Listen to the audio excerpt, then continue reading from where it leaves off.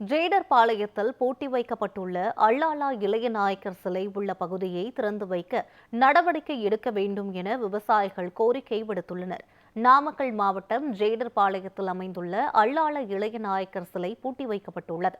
இந்த சிலையை திறந்து வைத்து பொதுமக்கள் மற்றும் சுற்றுலா பயணிகள் பார்வையிடும் வகையில் நடவடிக்கை எடுக்க வேண்டும் என விவசாயிகள் கோரிக்கை விடுத்துள்ளனர்.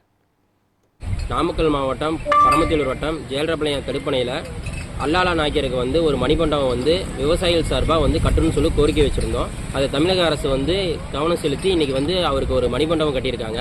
ஏன்னா இன்றைக்கி சூழ்நிலை ஒரு குறுநில மன்னரோட ஒரு மணிமண்டபம் இன்றைக்கி பூட்டி வச்சுருக்காங்க. மக்கள் யாரும் பார்வையில்லாத அளவுக்கு வச்சுருக்காங்க. 4 பேர் பார்த்தாதான் அவரோட வரலாறு 4 பேருக்கு தெரியும்.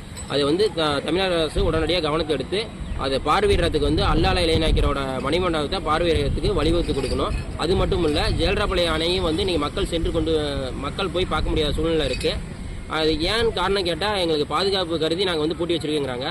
பாதுகாப்பு அப்படின்னா எங்களுக்கு சுற்றி தடுப்பணைச்சு அதை உள்ளே போய் மக்கள் யாரும் இறங்கி குளிக்காத அளவுக்கு பாதுகாப்பு கொடுங்க.